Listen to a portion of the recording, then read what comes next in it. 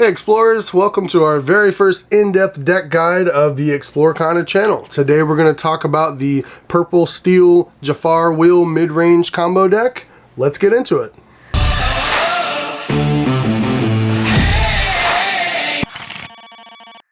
Okay, so the goal of this deck is a mid-range combo deck.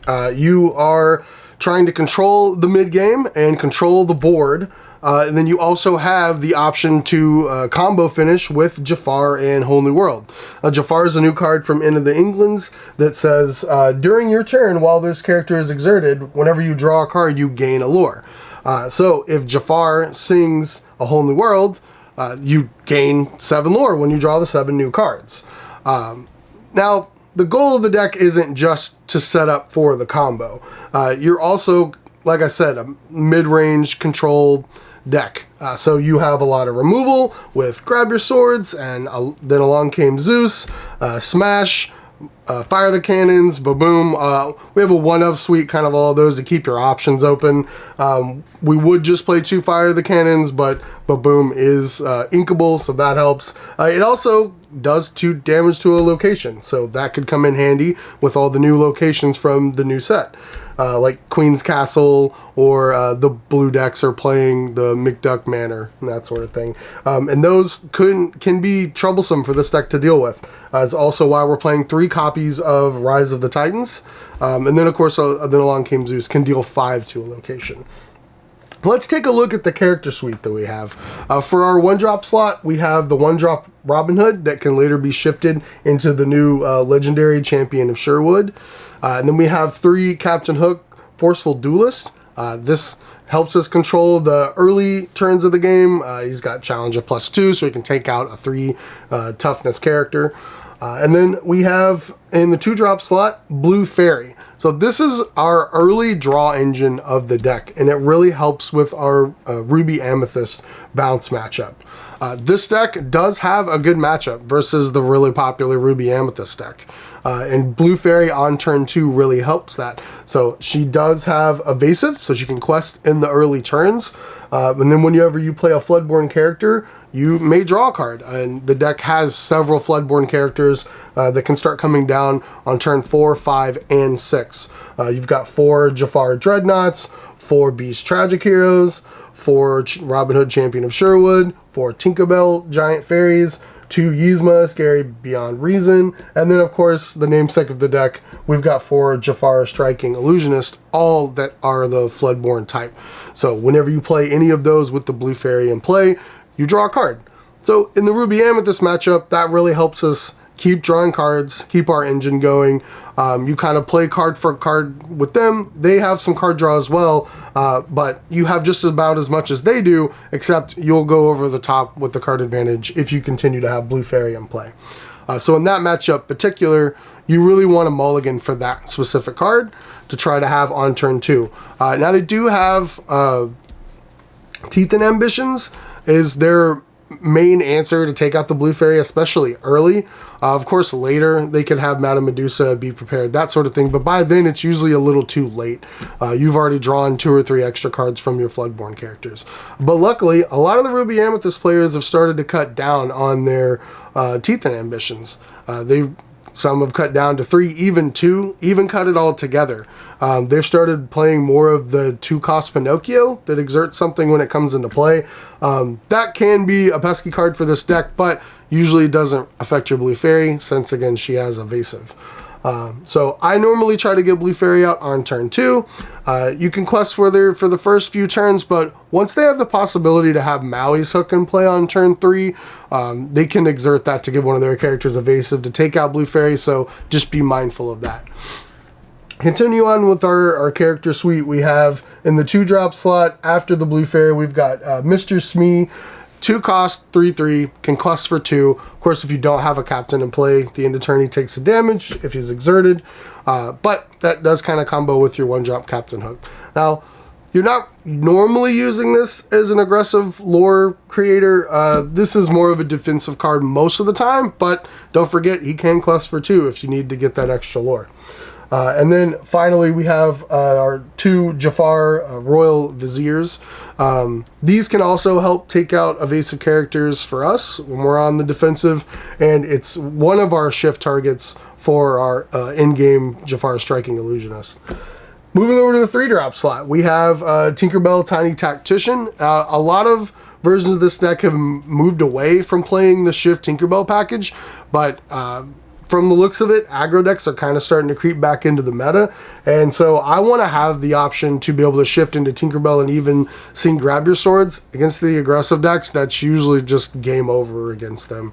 So the other versions of this deck usually opt into playing the Madam Mim package in the Fox and the Snake. I don't really like Snake in this deck. We only have 7 1-drops, so we can bounce back to our hand. I wouldn't really want to bounce back any of our 2-drops. And then Mr. Smee has got pretty much the same stats as a Madam Mim Snake. We don't really have the same engine as the other bounce decks, so Madam Mim Fox could still be good, but again, not a lot of the things you're wanting to bounce back to your hand. Like Blue Fairy on turn 2 wants to stay in play for turn 4, 5, and 6 to draw extra cards. Madam Mim Fox putting that back in your hand wouldn't be great, because then you wouldn't be able to start triggering those Floodborns on turn 4. So I prefer the Tiny Tactician. She can also be ink if you don't have the shift option for the Giant Tinkerbell or just don't need it. But it's pretty good in a lot of matchups still, and I still really like it. Going over to the 4 slot, the Jafar Dreadnought. This is one of my favorite cards in the deck. It can be aggressive, it can be defensive. It does have Shift 2, doesn't really come up too much, but you could shift it onto the 2-drop version on turn 3 to take something out. Of course, whenever he banishes another character in a challenge, you get to draw a card. So normally, the sequence of this card, it comes down, it'll get to take something out, it might trade immediately, you get to draw an extra card, and then it usually dies on the crackback from something else. But if it doesn't, it's just a lot of value in a 4-drop, especially if you get to draw an extra card off of Blue Fairy with it. In our list, we're only running 2 Merlin Rabbits. You could go up to 3. I really like 2. I like to keep the uninkable count really low to keep consistency. This deck kind of does the same game plan every game, and you don't have to mulligan too crazy. You are trying to find Blue Fairy on turn 2, but I like to not play a ton of uninkables, so you have the option to mulligan some if you want to, but you don't have to go too crazy and worry about running out of inkables in the early turns. But the 2 of Merlin Rabbits are still really powerful. Another card in that slot I've thought about trying, since we're only playing 2 rabbits, would be the new Genie, that when it costs 4, it's uninkable. Whenever it quests, you can banish it and draw 3 cards. It's a lot of value. The problem with it is you don't get the value out of it immediately when it comes into play or when it leaves play. So if they just like smash it or take it out, you don't get any cards back out of it. So it's a little riskier, but it has a higher reward. But also having the option to sing Then Along Came Zeus with your 4-drop, there's a lot of value there. So Rabbit does that better than Genie, because if Genie sang the song and then exerted itself and you didn't get to draw the extra cards and now it's just potentially going to get banished in a challenge, it's not really where you want to be. But just something to think about. Over in our 5-drop slot, all the heavy hitters. We've got Beast Tragic Hero and Robin Hood Champion of Sherwood. I do have a couple placeholders here because these cards are pretty expensive. So I actually had to borrow a couple for the last event that I played in. So hopefully I'm going to get those soon. But yeah, Robin Hood Champion of Sherwood might be the best card in Into the Inklings. Super powerful. It does still die to like Madame Medusa against the red-purple deck, but just be mindful of that. But the big thing, it doesn't die to And Then Along Came Zeus. 6 toughness is so much right now. And then Beast Tragic Hero, there's been talks of people cutting it from a lot of the steel decks. I feel like they kind of did for maybe about a day or so, and then realized you still have to include him. Untouched, drawing the extra cards, it's just too much card advantage. On the play against like a red-purple deck, you get to play it a turn before they'd get to Madame Medusa anyway. Even if you get the 1 extra card out of it and then they kill it, it is what it is. But the card's still too good. You probably still have to keep it in your steel decks, especially a deck like this. Then in our 6th slot, we mentioned Tinkerbell, Giant Fairy from the shift from the Tiny Tactician. Also, just a fine turn 6 play.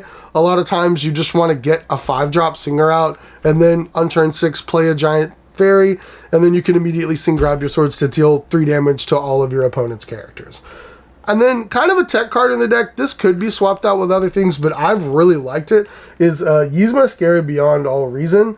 Cost 6, 4/4, quest for 2. She comes into play, you target a character and its owner shuffles it into their deck, and then that player draws 2 cards. So, pretty cool interaction with your own Merlin Rabbit. You could shuffle your own Rabbit in to draw 3 cards, shuffle in one of your 1-drops, it's not really getting any value anymore to draw 2 cards. Or, if you really need to, you target one of your opponent's cards. Sure, they get to draw 2 cards, but if you have a whole new world setup, you can just play Yzma, target their character, it goes away, they draw 2 cards, and then you immediately whole new world, and those 2 extra cards they drew don't matter, because now we both have 7 anyway. And then our last character, the most expensive one in the deck, well, ink-wise, not money-wise, is Jafar Striking Illusionist, the namesake of the deck. The whole point of the deck and why it all comes together. Now, this deck is a mid-range control deck first, and then a combo deck. I think a big misconception of this deck and where people go wrong is they try to go all in on the Jafar combo.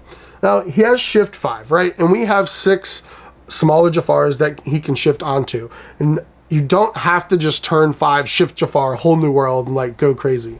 You can, and that's the right place some of the time, but a lot of the time it's not. Honestly, I prefer to get control of the game in the first place, get another 5-drop out like Beast or Robin Hood, or if you have time, a Tinkerbell.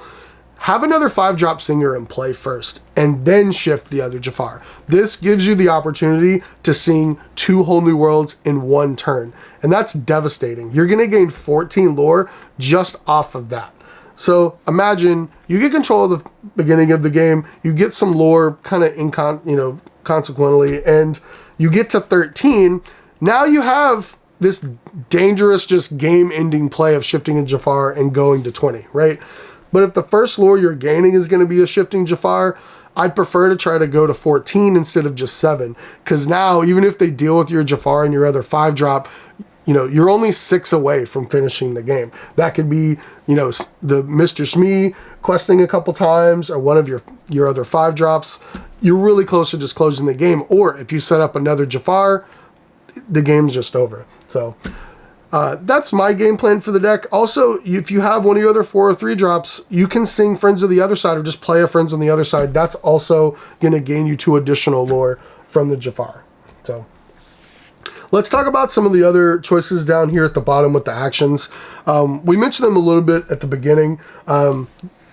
This is kind of just a metagame choice. 1 Fire the Cannons, 1 Boom, and 1 Smash. You could just play 3 Smash. You could play 2 Fire the Cannons. You could play 2 Babooms. However you want to do it. I kind of like having a one-of option of all 3 for all kinds of different scenarios. At least 2 of the 3 are inkable. And this deck sees a lot of cards. It draws a lot of cards. So you get a lot of different options with the cards that you put in the deck. The 3 Rise of the Titans, I'm a big fan of right now, especially if red-purple takes a whole turn off to put a Queen's Castle into play. That card costs 4. A lot of the times they don't do it on turn 4, they do it on turn 5 or 6, so that they can play it and immediately move a couple characters to that location. Or they wait till turn 5 for the Jim Hawkins play. And then you can, on your turn, ready, and for 3 ink, Rise of the Titans and get rid of it immediately and then go back to just your original game plan and not have to be so polarized on attacking their location, especially when our deck doesn't have a lot of high power attackers for that. When you have the 1-drop Captain Hook, if you have a beast with a damage counter on it, it could take it out, but that's situations we don't really want to be in the first place. So I like having the 3 Rise of the Titans for that. And don't forget, it also can banish items. Blue-red items is kind of on the rise, especially on the Pixelborn ladder. So hitting an item could also be the correct play, like a Fishbone Quill or the new the Heart of TD.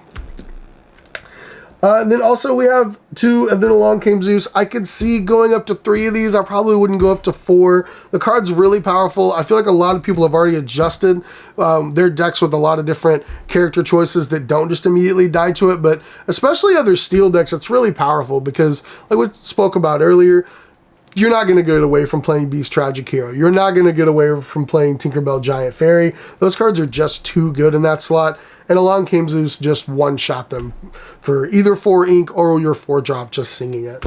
And then a 3, grab your swords, just a concession to acknowledging aggro is still out there. The card is still good against like the green-steel matchup, the red-purple matchup.